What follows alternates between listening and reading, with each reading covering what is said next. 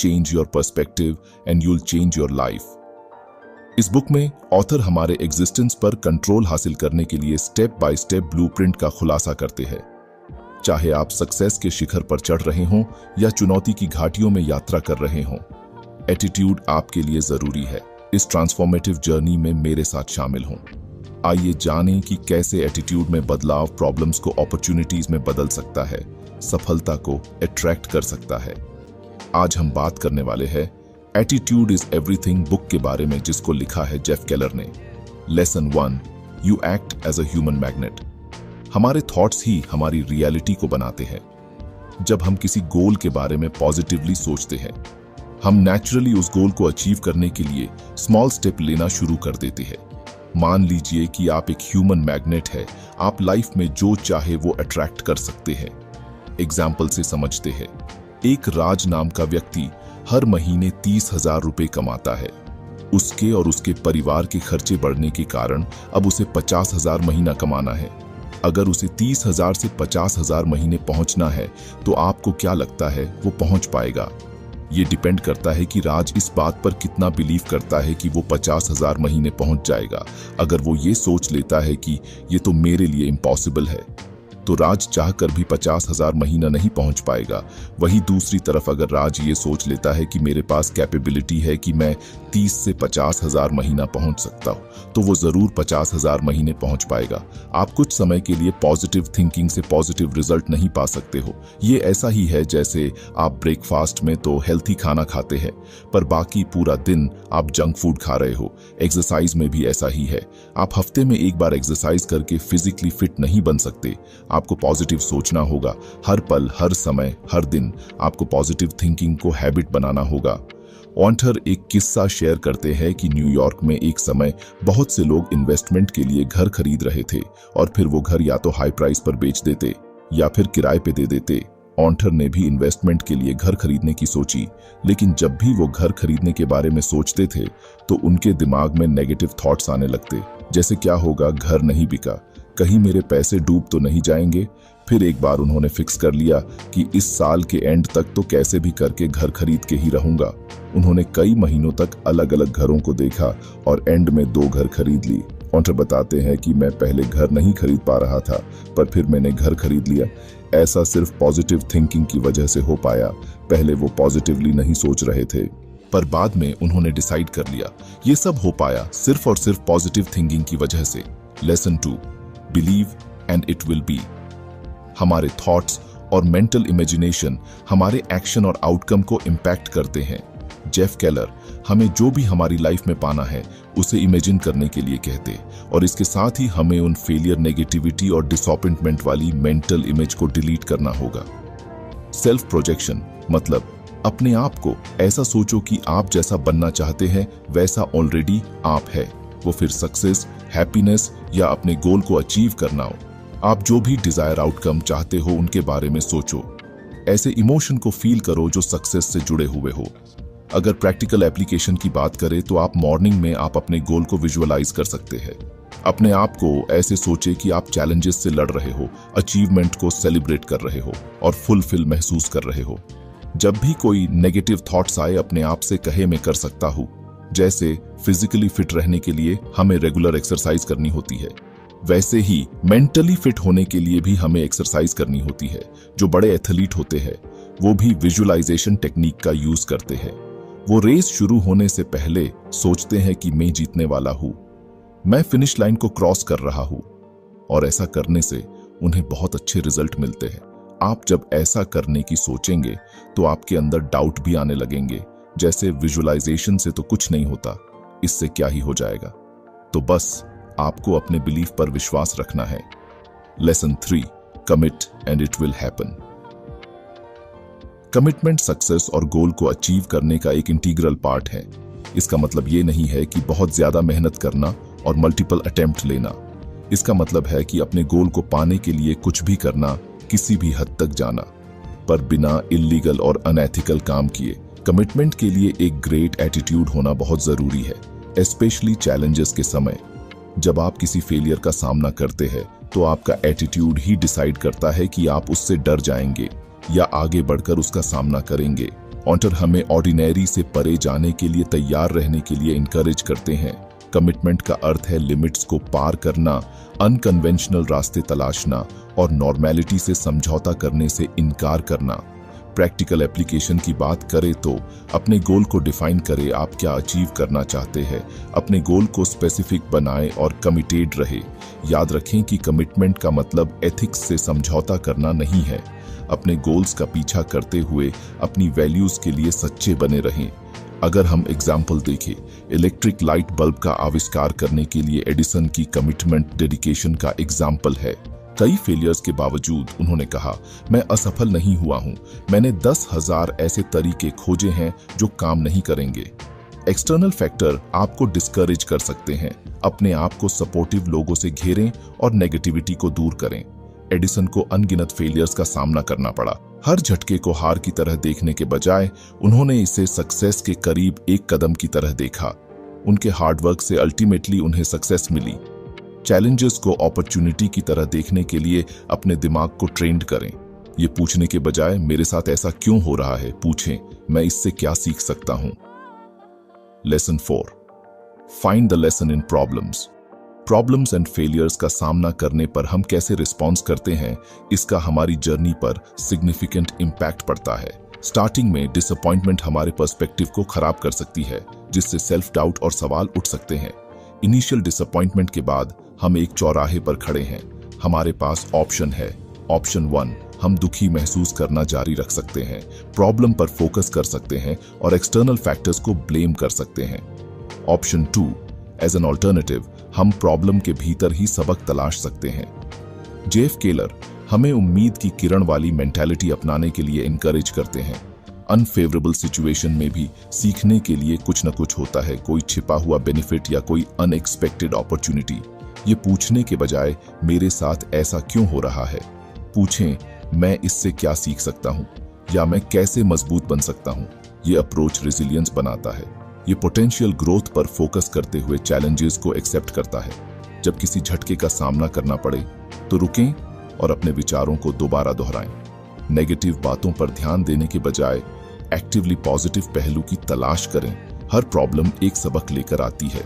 यह हासिल करने के लिए एक स्किल हो सकता है, सुधारने के लिए एक रिश्ता हो सकता है या तलाशने के लिए एक नया रास्ता हो सकता है। प्रॉब्लम्स क्रिएटिविटी को पैदा करती हैं। इनोवेटिव सॉल्यूशंस के लिए एज अ टूल उनका यूज करें। डिफॉल्ट पेसिमिज्म पर काबू पाने के लिए कॉन्शियस कोशिश की जरूरत होती है। उम्मीद की किरणें तलाशने के लिए अपने ब्रेन को ट्रेंड करें। कभी कभी पॉजिटिव रिजल्ट्स तत्काल नहीं मिलता है, पेशेंस रखें। Lesson 5, your words blaze a trail. आपके शब्द आपकी लाइफ में बहुत ज्यादा इफेक्ट डालते हैं। शायद आप अभी शब्दों की ताकत से अनजान हैं। ऑन्थर एक कहानी शेयर करते हैं। राहुल नाम का एक व्यक्ति हर पल अपने दोस्त, साथ में काम करने वाले से हर वक्त सिर्फ यही कहता रहता था कि मैं सेल्स में अच्छा नहीं हूँ।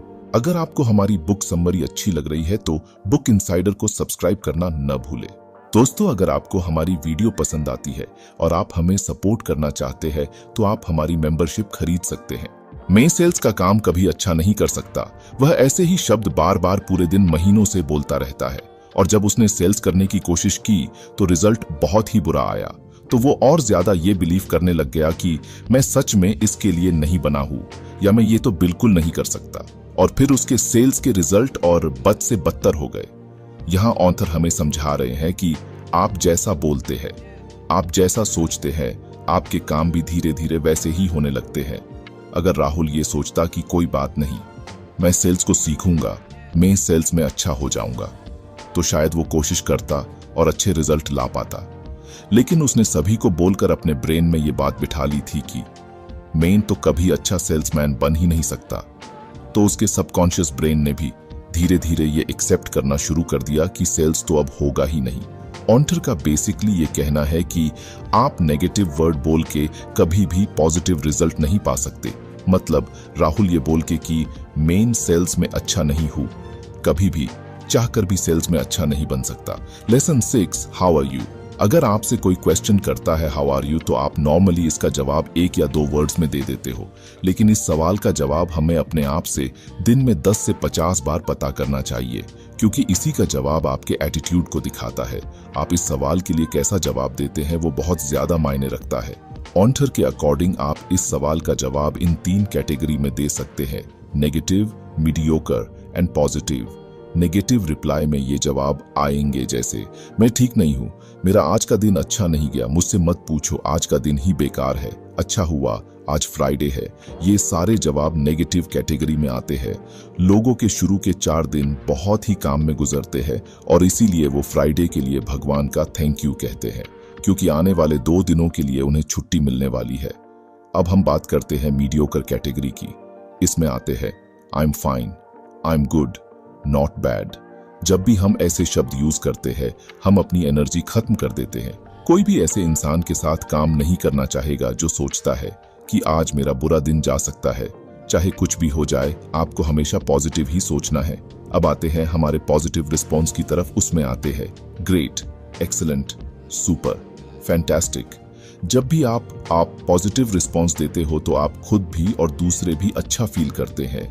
आप ही सोचिए, किसी से आप पूछते हो हाउ आर यू और वो आपको इतने अच्छे रिप्लाई देता है, तो हर कोई इंसान उसके साथ काम करना चाहेगा, हर कोई उसके साथ मीटिंग करना चाहेगा।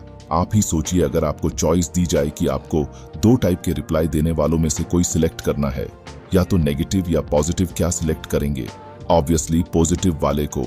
Lesson 7, associate with positive people. जिन लोगों के साथ हम जुड़ते हैं वे हमारे माइंडसेट एंड अप्रोच पर सिग्निफिकेंट इम्पैक्ट डालते हैं। नेगेटिव इम्पैक्ट हमें नीचे खींच सकते हैं, जबकि पॉजिटिव इम्पैक्ट हमें ऊपर उठा सकते हैं। ऐसे व्यक्तियों के साथ समय बिताए जो आपको इंस्पायर, इनकरेज एंड एक्साइटेड करते हो। हंसी की तरह ही पॉजिटिविटी भी फैलती है। जब हम पॉजिटिव लोगों के साथ बातचीत करते हैं तो उनकी एनर्जी हम पर इफेक्ट डालती है। उन लोगों की तलाश करें जिनमें इंथुजियाज्म, फ्लेक्सिबिलिटी और कुछ कर सकने वाला रवैया झलकता हो। कुछ लोग लगातार शिकायतों, पेसिमिज्म एंड नेगेटिविटी के माध्यम से हमारी एनर्जी को खत्म कर देते हैं। हालांकि हम हर किसी से बच नहीं सकते, लेकिन हम ऐसे व्यक्तियों के कांटेक्ट में आने को लिमिटेड कर सकते हैं। अपने आप को उन लोगों के साथ रखें जो आपका अपलिफ्टमेंट एंड एनर्जी बढ़ाते हैं। Lesson 8, confront your fears and grow. डर एक नेचुरल ह्यूमन इमोशन है। इससे बचने या इनकार करने के बजाय अपने डर को एक्सेप्ट करें। समझें कि हर किसी को डर का एक्सपीरियंस होता है, लेकिन आप इस पर कैसे रिस्पॉन्स देते हैं यह मायने रखता है। हम अपने डर का सामना करने और उन्हें डेवलपमेंट के लिए यूज करने के इंपॉर्टेंस के बारे में सीखते हैं। ये लेसन हमें अपने कंफर्ट जोन से बाहर निकलने और चैलेंजेस को एक्सेप्ट करने के लिए एनकरेज करता है। डर पर काबू पाने का सबसे अच्छा तरीका एक्शन है। जब आप डर महसूस करने के बावजूद अपने गोल की ओर कदम बढ़ाते हैं तो आप में सेल्फ कॉन्फिडेंस एंड रेजिलियंस पैदा होता है। हर छोटी जीत डर की ताकत को खत्म कर देती है। ग्रोथ आपके कंफर्ट जोन के बाहर होता है। उन चीजों को करके खुद को चैलेंज दें जिनसे आपको डर लगता है, चाहे वह पब्लिक स्पीकिंग हो, कोई न्यू स्किल आजमाना हो या रिस्क उठाना हो। प्रोग्रेस इन कन्वीनियंस को एक्सेप्ट करें। फेलियर सीखने और सुधार करने की एक अपॉर्चुनिटी है। फेलियर से डरने के बजाय इसे फीडबैक के रूप में देखें। एनालिसिस करें कि क्या गलत हुआ और आगे बढ़ते रहे। इमेजिन करें कि आप अपने डर पर काबू पा रहे हैं और सक्सेस पा रहे हैं। विजुअलाइजेशन आपके ब्रेन को रीअरेंज करने में मदद करता है और चिंता को कम करता है। ऑन्टर इस पर एक स्टोरी शेयर करते हैं कि एक औरत जो डर की वजह से अपना सपना पूरा करने के बजाय एक नॉर्मल टीचिंग की जॉब करती है। वो बचपन से ही शो बिजनेस करना चाहती थी, लेकिन उस कंफर्ट जोन के डर ने उसे रोक दिया। लेकिन बड़ी होने के बाद एक दिन उसने अपने स्कूल में रेजिग्नेशन का लेटर दे दिया। कई दिनों तो वो बहुत घबराई, लेकिन उसने ये रिस्क लिया और अपना बहुत बड़ा शो बिजनेस बनाया। कहने का मतलब ये है कि हम बार बार कंफर्ट जोन की ओर खींचे चले जाते हैं। अगर आपको हमारी बुक समरी अच्छी लग रही है तो बुक इनसाइडर को सब्सक्राइब करना न भूलें। दोस्तों, अगर आपको हमारी वीडियो पसंद आती है और आप हमें सपोर्ट करना चाहते हैं तो आप हमारी मेंबरशिप खरीद सकते हैं। हम लाइफ में रिस्क नहीं लेना चाहते हैं और इसी वजह से आज कई लोग अपना सपना पूरा नहीं कर पाते। मैं आपको इससे रिलेटेड एक और कहानी सुनाता हूँ जो हम सब बचपन में सुनते थे। एक बार की बात है, एक नमक सेलर था जो हर रोज अपने गधे पर नमक की भारी थैली लादकर बाजार जाता था। रास्ते में उन्हें एक नाला पार करना पड़ा। एक दिन गधा लड़खड़ाकर नदी में गिर गया और नमक की थैली पानी में गिर गई। नमक घुल गया, जिससे बैग ले जाने में काफी हल्का हो गया। गधा खुश हो गया। तब से गधा हर दिन वही चाल खेलने लगा। वह जानबूझकर पानी में गिर गया, इस उम्मीद में कि नमक की थैली घुल जाएगी जिससे उसका भार आसान हो जाएगा। हालांकि नमक सेलर ने पकड़ लिया। अगले दिन उसने गधे पर एक कपास की थैली लाद दी। गधे ने कपास की थैली हल्की हो जाने की उम्मीद में अपनी चाल दोहराई, लेकिन भीगी हुई कपास भारी हो गई और गधे को परेशानी हुई। गधे की तरह हम अक्सर इनकन्वीनियंस या डर से बचने की कोशिश करते हैं, लेकिन ट्रू डेवलपमेंट हमारे डर का डटकर सामना करने में है। गधे की बार बार की चाल उसके डाउनफॉल का कारण बनी। इसी तरह हमें अपनी गलतियों से सीखना चाहिए और एडेप्टेशन करना चाहिए। प्रोग्रेस के लिए कैलकुलेटेड रिस्क लेना आवश्यक है। फेलियर से मत डरो, इसे सक्सेस की ओर एक कदम के रूप में एक्सेप्ट करें। Lesson 9, get out there and fail. Failure से डरने के बजाय इसे सुधार की दिशा में एक कदम के रूप में देखें। हर सक्सेसफुल पर्सन को फेलियर्स का सामना करना पड़ा है। इन एक्सपीरियंसेस से ही हम सीखते हैं, एडेप्टेशन करते हैं और डेवलप होते हैं। जब आप फेल हों तो एनालिसिस करें कि क्या गलत हुआ, रूट कॉजेस को समझें और सुधार के एरियाज की पहचान करें। फेलियर को एक वैल्यूएबल फीडबैक मैकेनिज्म की तरह यूज करें। याद रखें कि सबसे स्किल्ड पर्सन्स को भी अपनी यात्रा के दौरान फेलियर्स का सामना करना पड़ा है। फेलियर का डर अक्सर हमें रिस्क लेने से रोकता है, हालांकि ग्रोथ के लिए कैलकुलेटेड रिस्क जरूरी है।